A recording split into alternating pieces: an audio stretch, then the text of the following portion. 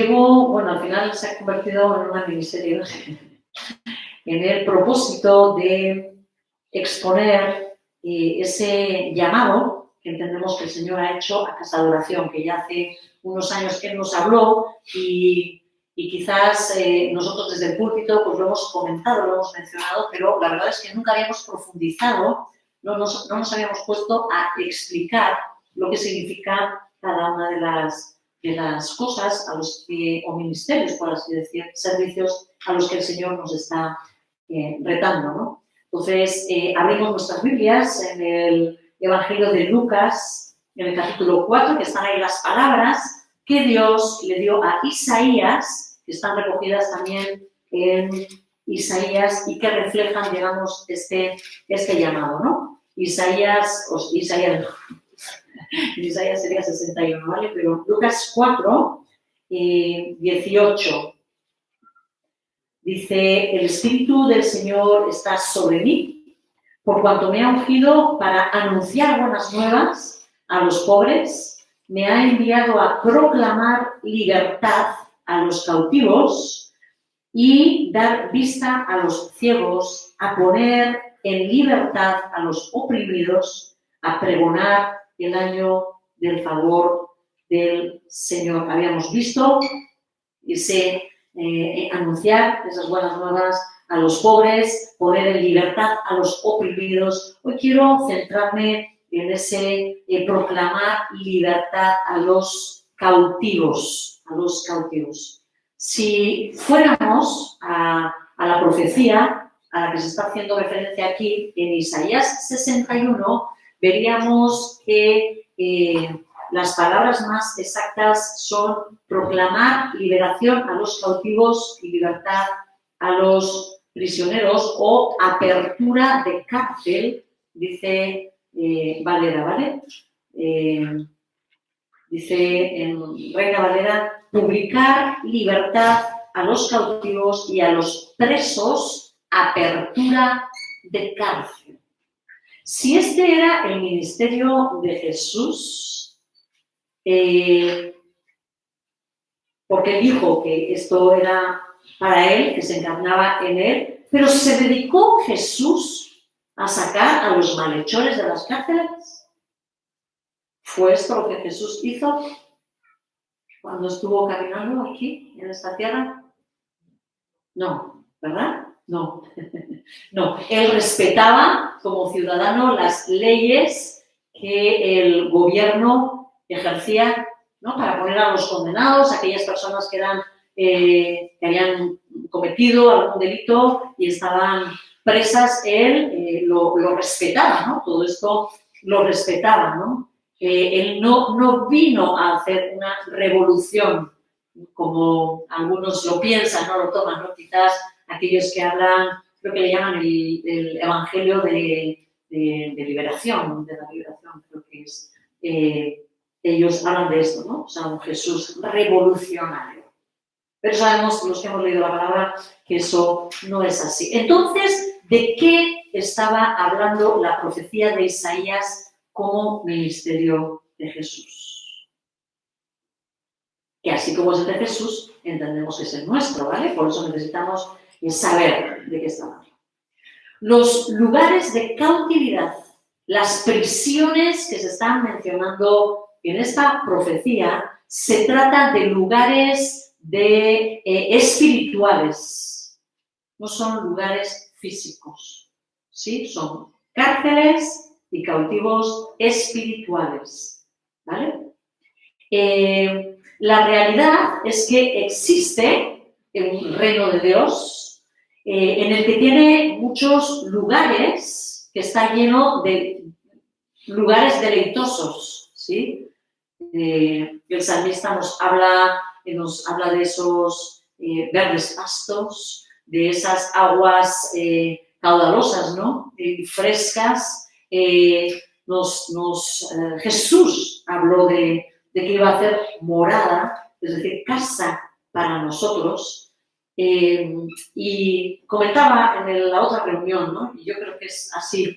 Tenemos el terrible problema de entender el cielo como como entrar en el cosmos y simplemente volar, ¿sí o no? Un poquito algo etéreo, ¿no? O encima de las nubes, quizás a veces nos ponemos nubes debajo porque en el fondo tenemos miedo de que igual nos caigamos, ¿verdad? Entonces, pero no es esa la realidad, no es eso lo que nos dice la Biblia. En ningún lado de la palabra nos dice eso, ¿no? Recibimos ideas, las grabamos, recibimos imágenes, las grabamos y luego sin darnos cuenta nos condicionan toda la vida, ¿no? No, la palabra nos habla, por ejemplo, Jesús, de esas moradas que va a preparar para nosotros, ¿no? Exactamente igual que el reino de Dios tiene regiones espirituales muy agradables, ¿verdad? Ese Edén, que era un huerto bonito, donde estuvo Adán y Eva, ¿no? El reino de las tinieblas también está compuesto por miles y millones de prisiones, donde Satanás tiene cautiva a la raza humana, ¿no?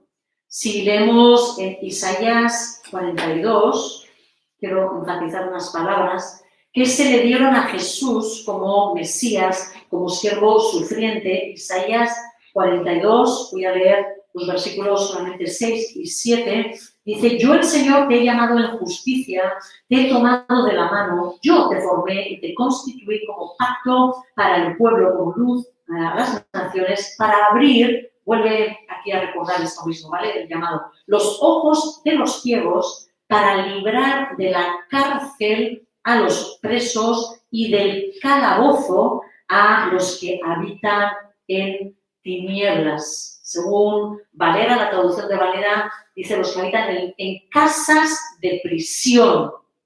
Dice, de casas de prisión a los que moran en tinieblas.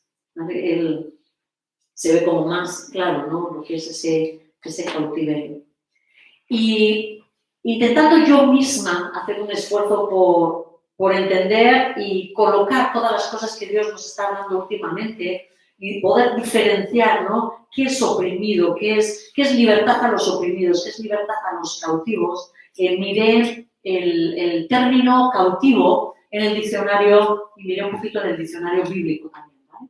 Y esto es lo que dice: es aquel que vive retenido por fuerza en un lugar, que está dominado por una pasión o emoción hacia una persona o cosa. Es decir, hay cautiverios en cuanto del alma, en cuanto al ánimo, ¿no? Dependencia forzada de otro durante un tiempo o toda la vida.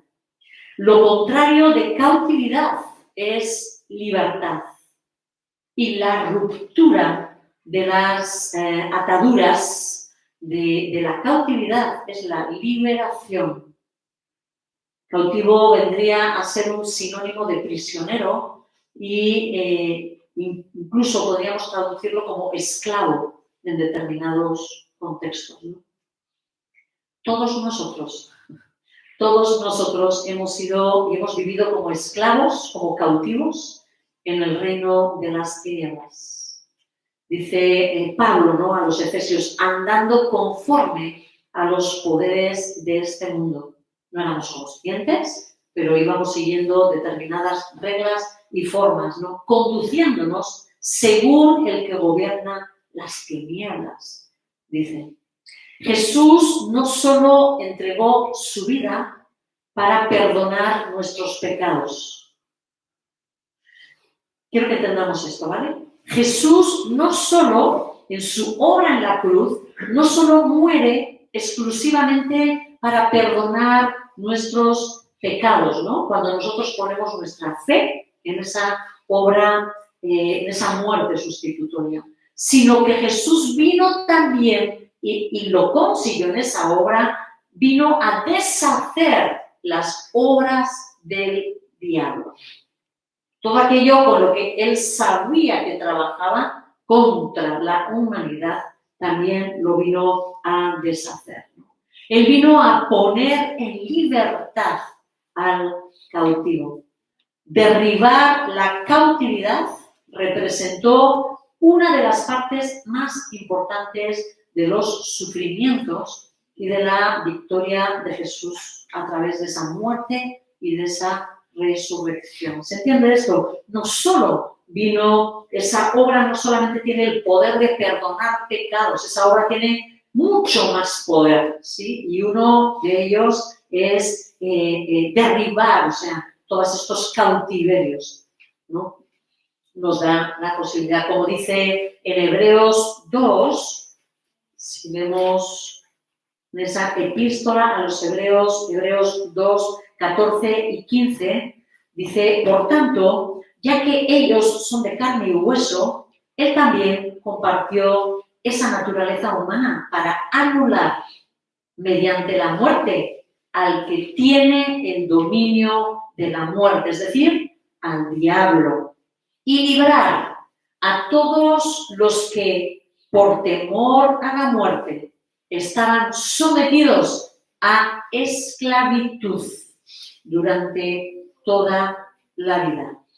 ¿Sí? Y lo hizo por nosotros, como dice el siguiente versículo. Este temor a la muerte no está hablando exclusivamente del miedo a morir, que a veces es mucho, ¿vale? Y hay personas que especialmente están cautivas por este temor al morir. Pero esa muerte representa toda esa destrucción que el diablo ejerce sobre nosotros. Representa pobreza, escasez, representa enfermedad, representa inseguridad, representa tragedias súbitas, etcétera, etcétera, ¿sí?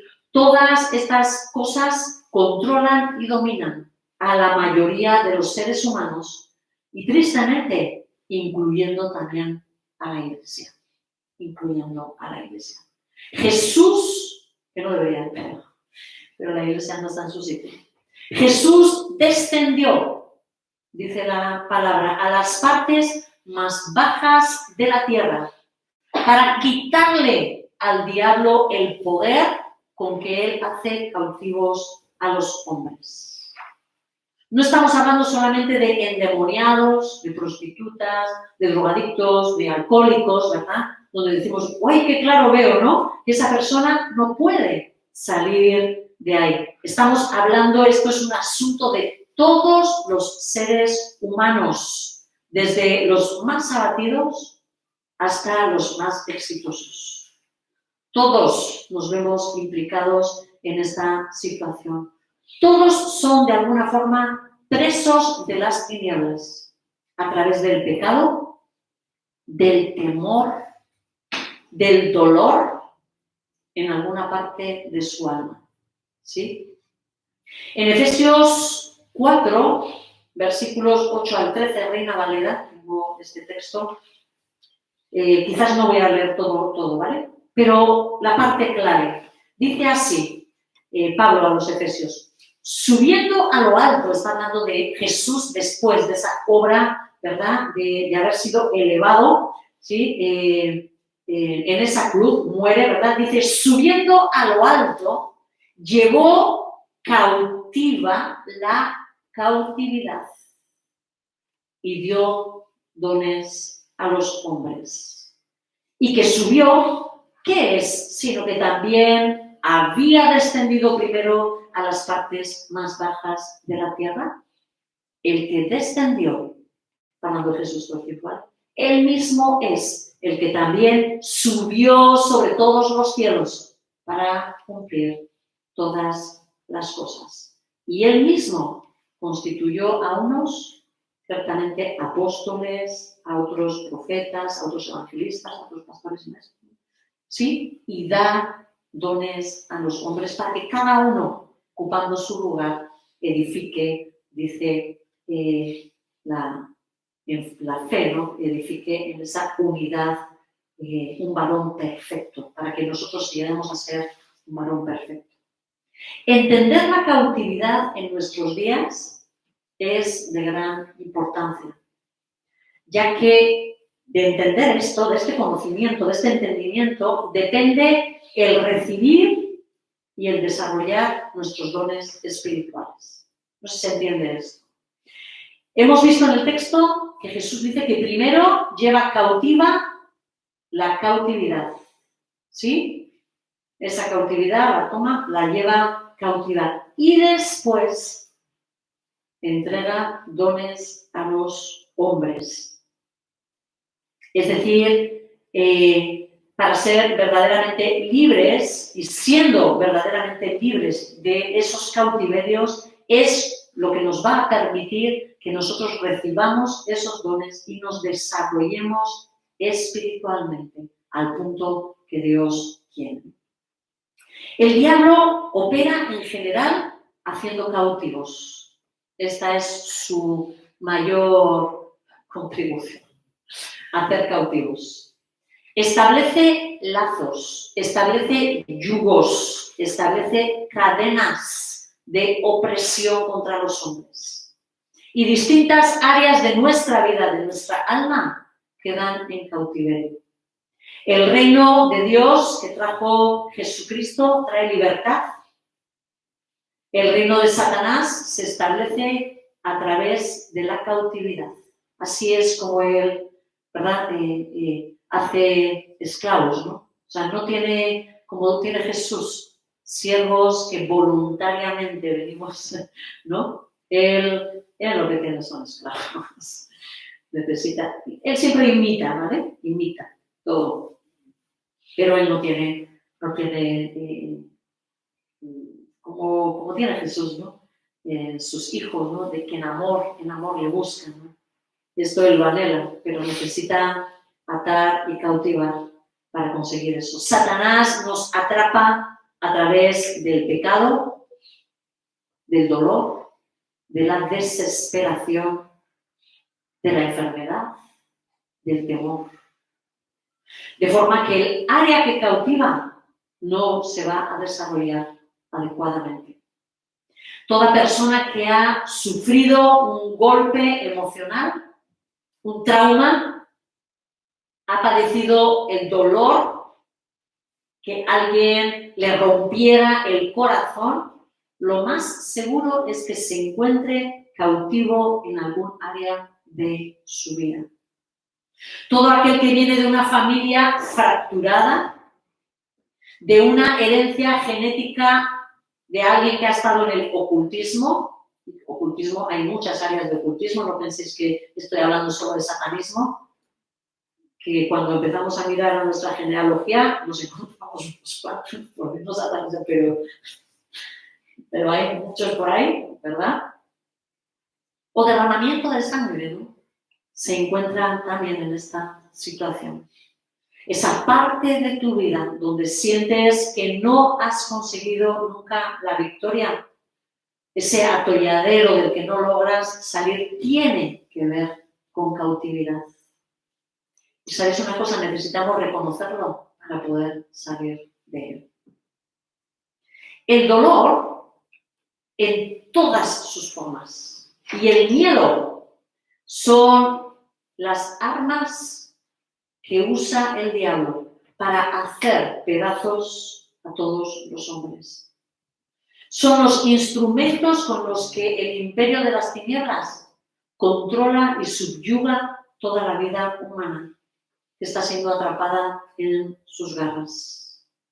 Lo expresa así David en el Salmo 142, 4, dice, él clama, ¿no?, al Padre diciendo, sácame de la prisión para que alabe yo tu nombre.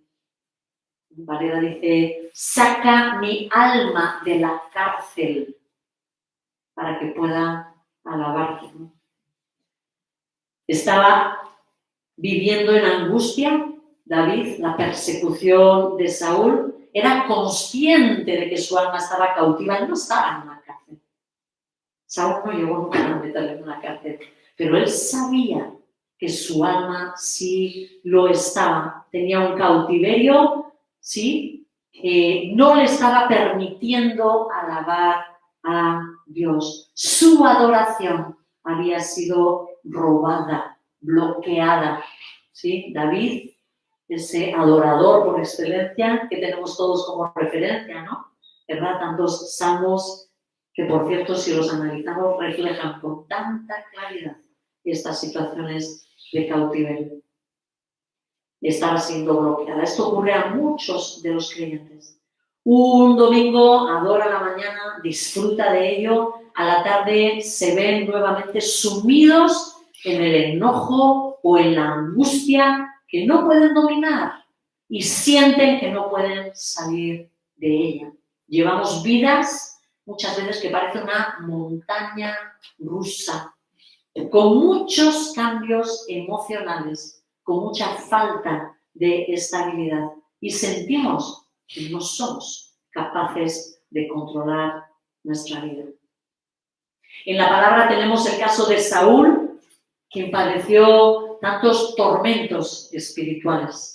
¿Sí? Yo creo que este hombre vivía, por un lado, en tormento, opresión, como vimos la vez pasada, y también en cautiverio, como que su alma también llegó a estar en lugar de cautiverio. Si vamos a 1 de Samuel, en el capítulo 15, no lo voy a leer, en el capítulo 15 nos encontramos que Samuel nos narra cómo Dios pidió a Saúl que lo vengara contra los amalecitas. Le dice, vas a vengar a mi pueblo, destruye completamente a los amalecitas, ¿no? Destrucción total, que era la orden, ¿no? Saúl, ¿qué hizo? ¿Obedecer o no? No, desobedeció. Mató a muchos, es verdad que mataron a muchos, pero dejó con vida al rey Agag, ¿sí? Y además, a lo mejor de las ovejas, de las vacas, de los carneros, ¿sí? Ahí dejó unos cuantos animales, ¿no? No era esa la orden. El Señor lo acusa de rebeldía y de arrogancia, ¿sí? En 1 Samuel 15:23 nos revela, ¿no? Esa denuncia que Dios a través de Samuel le hace, ¿no? Y que le dice que esa rebeldía o la rebelión, ¿no? Es tan grave como la adivinación, hechicería, traduce Valera, ¿verdad? O la arrogancia, ¿no? El orgullo como el pecado de idolatría. Son cosas semejantes. A nosotros no se nos hubiera ocurrido eso, ¿verdad? ¿No? Pero el Señor lo ve como tal, ¿no? Son pecados que van a traer sus consecuencias, ¿sí? Estos pecados tan graves, ¿no? Fueron una puerta que Saúl abrió, una enorme puerta para luego ser atado y ser torturado por el mundo espiritual, ¿sí? Si leemos en el 16, 14 y 15, vemos, voy a leer 16, 14, 15 y el 23. El Espíritu del Señor se apartó de Saúl y en su lugar el Señor le envió un espíritu maligno para que lo atormentara. Lo que está queriendo decir que el Espíritu del Señor se apartó, en aquel momento no estaba morando en nadie, ¿vale? Está ungido o está en ese momento recibiendo ese poder como escogido o no, ¿no? Dice, le envió un espíritu maligno para que lo atormentara. ¿Quién envió un espíritu maligno? Atreveros a decir, ¿no? Dice la palabra, ¿vale? Sus servidores le dijeron, como te darás cuenta, un espíritu maligno de parte de Dios te está atormentando, ¿sí? Así que ordene nuestro Señor a esos siervos suyos que busquen a alguien que sepa tocar el arpa, etcétera, etcétera, ¿vale? Cuando el ataque del maligno venga para aplacar. El 23. Cada vez que el espíritu de parte de Dios atormentaba a Saúl, David tomaba su arpa y tocaba. La música calmaba a Saúl y lo hacía sentirse mejor y el espíritu maligno se apartaba de él. Tenemos una situación de tortura, es un espíritu que llega, atormenta, ¿verdad? Y con el poder de la alabanza, el espíritu huye, que por cierto es un arma impresionante, la alabanza ante lo espiritual. Si vamos al capítulo 18, voy a leer a partir del versículo 6, del 6 al 11, y dice, ahora bien, cuando el ejército regresó, Después de haber matado David al filisteo, después de su victoria con Goliat, contra Goliat, de todos los pueblos de Israel salían mujeres a recibir al rey Saúl. Al son de liras y panderetas cantaban y bailaban y exclamaban con gran regocijo: Saúl destruyó a un ejército, pero David aniquiló a 10. Dice, disgustado por lo que decían, Saúl se enfureció y protestó: a David le dan crédito por 10 ejércitos, pero a mí solo por uno. Lo único que falta es que le den el reino. Y a partir de esa ocasión, Saúl empezó a mirar a David con recelo. Al día siguiente, no tardó más, al día siguiente el espíritu maligno de parte de Dios se apoderó de Saúl, quien cayó en trance en su propio palacio. Andaba con una lanza en la mano y mientras David tocaba el arpa, como era su costumbre, ¿verdad?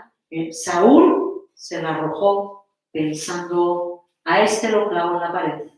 2 veces lo intentó, pero David logró esquivar la lanza, ¿sí? Antes llegaba y tenía que huir el espíritu. Ahora está esto agravándose por el pecado de Saúl, las puertas que él ha abierto, esto ya ha entrado los celos, ha entrado la envidia de Saúl hacia David, ¿no? Abriendo una puerta al odio, a la amargura e incluso el homicidio, ¿verdad? A la falta de perdón, ¿no? Ese homicidio, cuidado, a mí una cosa que me impresiona es que Dios ve los pecados, cuando los va a denunciar, ya sea en tu pensamiento, los denuncian, ¿sí? Los denuncian, tal cual, como acto, ¿verdad? Y aquí ese homicidio no era que estaba decidiendo a este me lo cargo, sino que lanza en mano va a por él, ¿no? Va a por él con todo lo que podía, con todas sus fuerzas, ¿verdad? Jonatán, el hijo de Saúl, lo calma, parece que le hace entrar en razón. 19:6 dice: Saúl le hizo caso a Jonatán y exclamó: tan cierto como que el Señor vive, te juro que David no morirá. El hombre se relaja, cambia de opinión, pero volvió el tiempo en que David llega a destacar otra vez más que Saúl. En los versículos 8 al 10 dice: volvió a estallar la guerra, David salió a pelear contra los filisteos y los combatió con tal violencia que tuvieron que huir. Sin embargo, un espíritu maligno de parte del Señor se apoderó de Saúl.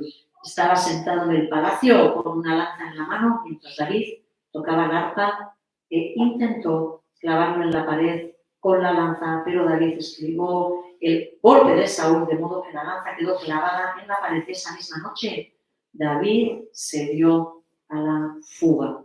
Sí, varios intentos de destruirlo, ¿no? De matarlo, ¿no? Después de años sin lograr matarlo, llega el día en que David tuvo la oportunidad de matar a Saúl. Se da la vuelta esta historia, ¿no?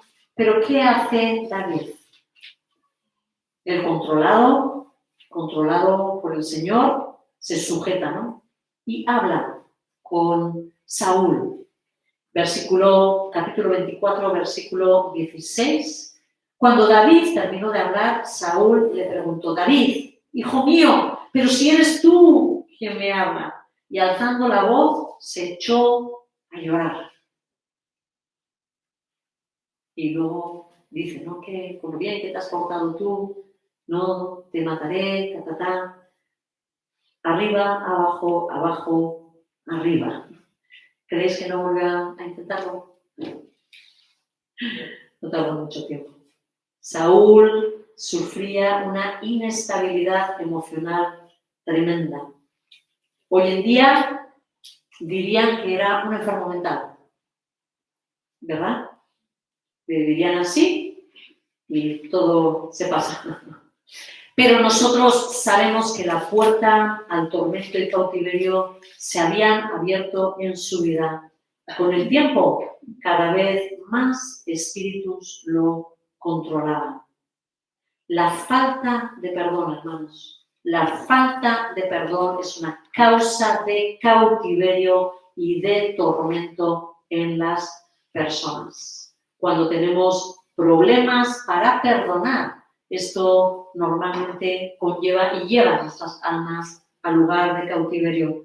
¿Os acordáis de la parábola que Jesús cuenta en Mateo 18, que lo recoge Mateo en el capítulo 18, a Pedro, ¿no? Cuando está diciendo cuántas veces tengo que perdonar? ¿Cuántas, Señor? ¿Verdad? Hasta 3. ¿No? Y al final de la parábola, fijaros lo que dice Jesús en el versículo 33. ¿No debías tú también haberte compadecido de tu compañero así como yo me compadecí de ti? Está reclamando el Señor que había perdonado. Y enojado su Señor, le entregó a los carceleros para que lo torturaran hasta que pagara lo que se debía. Esto es una historia, diríamos. Y dice el versículo siguiente. Así también mi Padre Celestial os tratará a menos que cada uno perdone de corazón a su hermano. ¿Os tratará a quién? ¿A los de la calle? No, nos tratará a nosotros, ¿sí? Es causa de cautiverio y de tormento que suelen ir unidos, ¿no? En la esfera espiritual, el diablo no necesita poseer toda el alma de la persona. Porque uno dice, ¿pero cómo puede ser que yo esté cautivo si estoy aquí y mi alma, que es mi mente, mi voluntad, mi razón, está funcionando? ¿Vale? No necesita toda ella. Necesitas tan solo un fragmento de tu alma. ¿Sí? Así como, voy a decir así, como el ADN, una pequeña parte de tu cuerpo tiene la información completa de todo tu cuerpo, algo así ocurre con el alma. ¿Sí? Una pequeña fracción del alma tiene la información del alma. Es como si todo su alma estuviese ahí, ¿no? Entonces, él toma un pequeño fragmento de este alma y lo establece en una región de su reino y desde ahí la va a afligir. Para conseguir el fragmento solamente tendrá que quebrantar el alma. Esa expresión, ¿verdad? Tengo el corazón destrozado. Eso no podría ser una mejor definición. Mi alma está partida en 1000 pedazos. Ahí lo dado. Perfecta la definición, ¿sí? Quebranta el alma por medio de una situación de profundo temor, un trauma, un dolor agudo.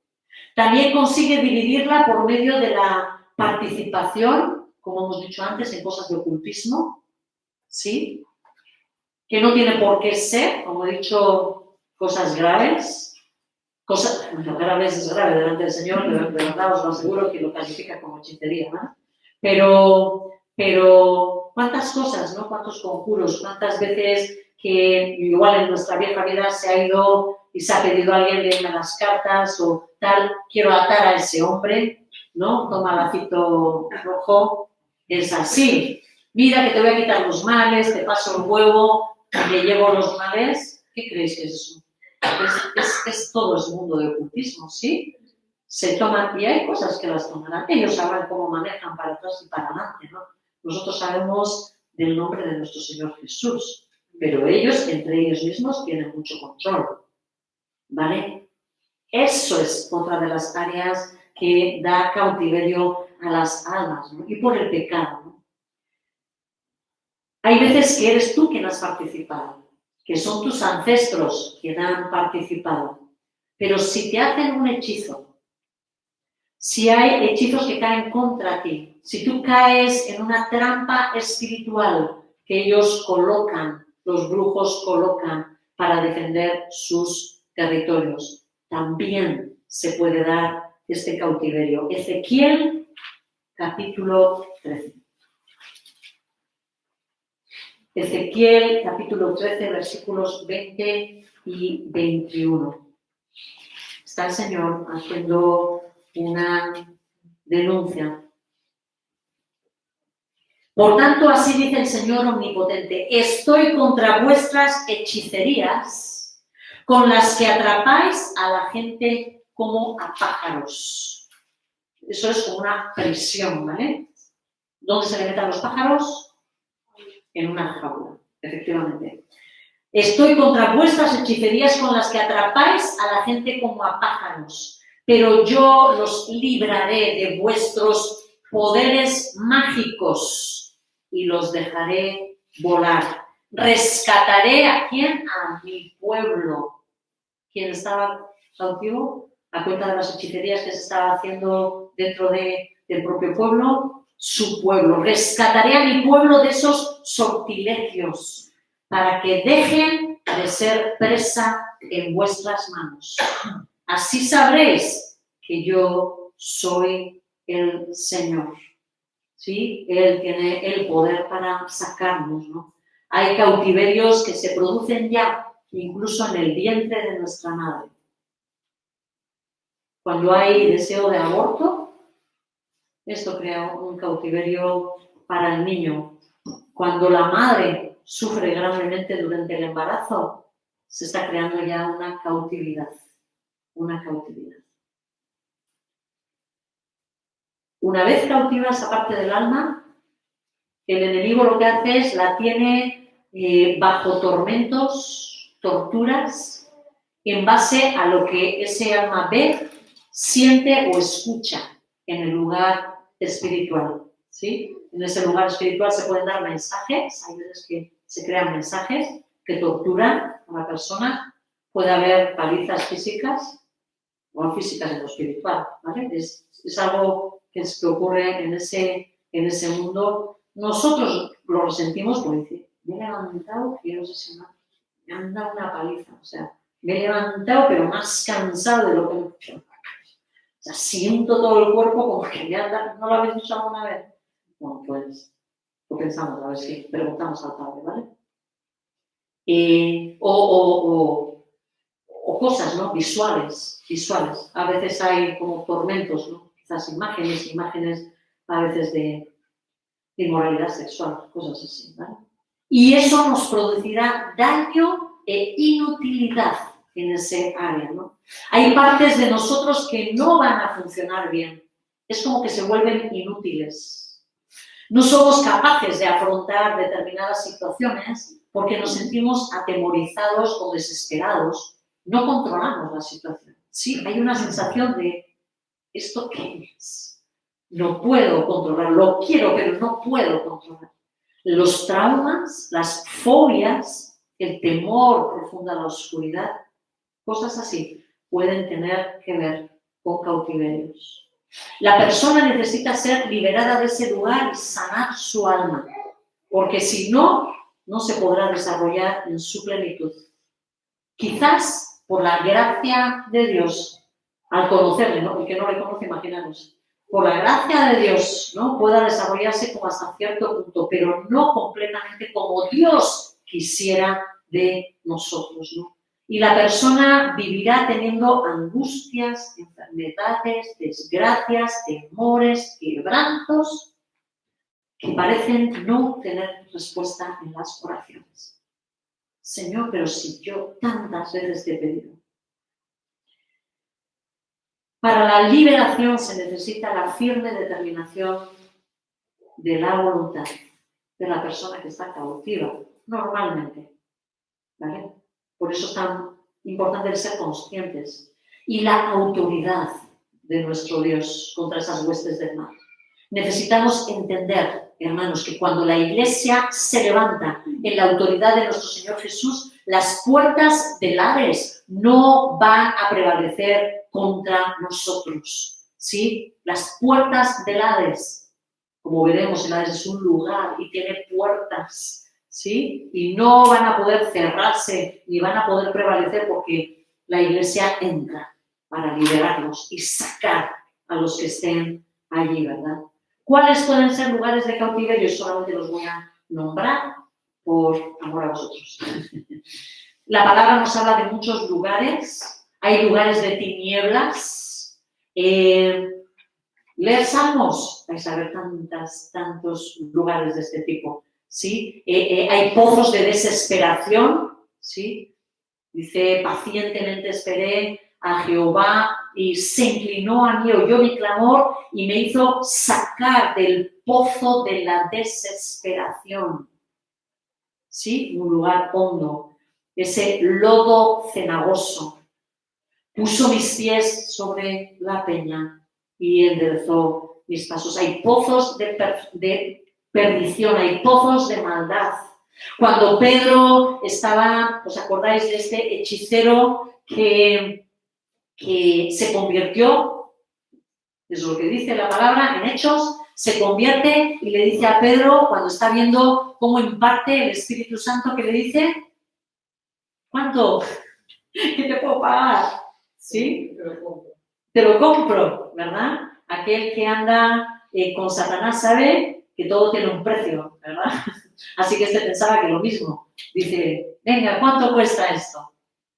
¿Verdad? Y Pedro, completamente enojado, pero completamente entendido de las cosas espirituales, le dice, porque y él llama cura y en prisión de maldad veo que estás, ¿sí? Sabe perfectamente que está en prisión de maldad, ¿no? Un lugar de cautiverio. Está el abismo. El abismo son lugares de aguas de oscuridad. Es probable que muchas veces el abismo está completamente relacionado con aguas, ¿verdad? Es probable que quizás, yo creo, que esté debajo del mar.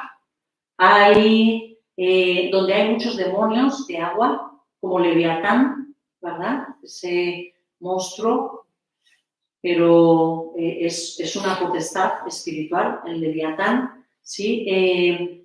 Y tantos seres espirituales de agua, ¿sí? El pozo del abismo, que entendemos que es un lugar, yo entiendo que está dentro del propio abismo, porque lo menciona como pozo del abismo, ¿no? Y Apocalipsis nos dice que de ese lugar saldrá, cuando se abra la puerta, saldrá un enorme ejército de demonios para torturar a los habitantes de la tierra. Quizás el abismo tenga muchos lugares de cautiverio y haya un pozo donde están preparados un ejército de ángeles que va a salir para atormentar. Dice que no les va a permitir matar, sino atormentar a los habitantes de la tierra, ¿no? Está el nombre de Abadón, el Abadón, ¿no? En Apocalipsis, en este texto, parece como que es el ángel que tiene la puerta del abismo, digamos, es el príncipe de los demonios que se mueven dentro del abismo, ¿no? Pero en otras partes de la Escritura pareciera entregarse al Abadón como si fuera un lugar, ¿vale? Así que quizás podría tratarse de un lugar de mayor nivel todavía más de maldad, ¿no? Abadón, que significa destrucción. ¿Alguno de vosotros habéis visto la película del progreso del peregrino? ¿La habéis visto? Ahí se ven muchos lugares de cautividad, ¿vale? Están los lugares de muerte. Por ejemplo, el Seol, en hebreo, el Hades, en griego, es el lugar donde se entiende que las almas van allí después de morir, se depositan allí las almas, ¿no?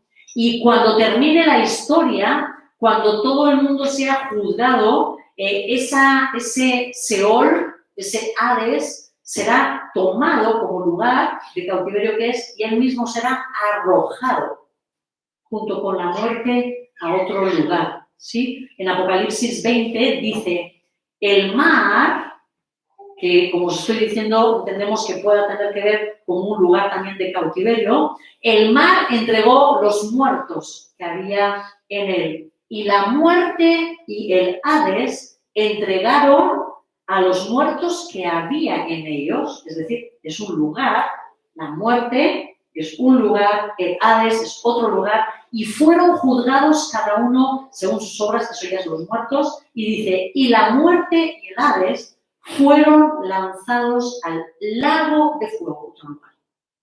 Pero ese lugar es el destinado para todos estos. ¿Sí? Esa es la muerte segunda. El Salmo 23, ¿de qué lugar nos habla? Que muchas veces se pasa por allí. El valle de sombra de muerte. El valle de sombra de muerte. El Salmo 88 nos habla de la tierra del olvido. ¿Sí? El Señor mismo puede llevarnos a regiones de cautividad por desobediencia. El que esté tomando nota para que lo lea en casa, Salmo 107, del 10 al 14, habla de que moran en tinieblas, en sombra, en muerte, aprisionados en aflicción. ¿Sí? Jeremías 13, 16 nos habla de lugares de tiniebla y de sombra de muerte. Y otra última forma de cautividad que quiero dejar clara son las fortalezas que el enemigo levanta en nuestra mente. En nuestra mente. Colosenses 2:8 dice que nos cuidemos de que nadie nos cautive con la vana y engañosa filosofía que sigue las tradiciones humanas. Se trata de cautiverios de nuestra mente con ideas o principios de este mundo que no nos dejan entender, ver, escudriñar los pensamientos de Dios. Hay un bloqueo mental. Personas que no pueden ir más allá, conocer, entender, ¿vale? Y Pablo, hablando de esas fortalezas, las que escribe a los Corintios, dice, en 2 de Corintios 10, versículos 4 y 5, dice, las armas con las que luchamos no son de este mundo, sino que tienen el poder divino ¿de qué? De derribar fortalezas. Son armas espirituales. ¿Para qué? Para derribar fortalezas. Y luego sigue diciendo, destruimos argumentos y toda altivez que se levanta contra el conocimiento de Dios. Sea cual sea el cautiverio o cautiverios que estás sufriendo, hay salida en Cristo. Necesitamos la determinación de salir de ellos y el poder y la autoridad de Dios. Y como dije la vez pasada, que primeramente seamos nosotros liberados para poder liberar a otros, lo cual es ese llamado que tenemos como iglesia. Señor, y te damos gracias, Señor, por esa obra perfecta de tu Hijo Jesucristo en la cruz. Te damos gracias, bendito Dios, por ese poder que tú que pones en nuestras manos, a nuestra disposición, Señor. Gracias, Señor, por esa libertad que tú has comprado para nosotros. La queremos tomar, Señor. Sea cual sea, Señor, cautividad que haya en nuestra alma, en el nombre de Jesús te pedimos que tú nos lo reveles, Señor. Que en todos estos tiempos de oración, de acercarnos a ti, Señor, que tú seas ayudándonos a entender en nuestra alma en qué área estamos mal, en qué área estamos cautivos. Señor, quita todo temor, oh Dios, de pedir ayuda, por favor. Y gracias por ayudarnos y por habernos abierto el entendimiento, Señor, a estas cosas. Queremos desarrollarnos en un varón perfecto, Señor, a la estatura de Cristo. Sí, Señor, en el nombre de Cristo Jesús.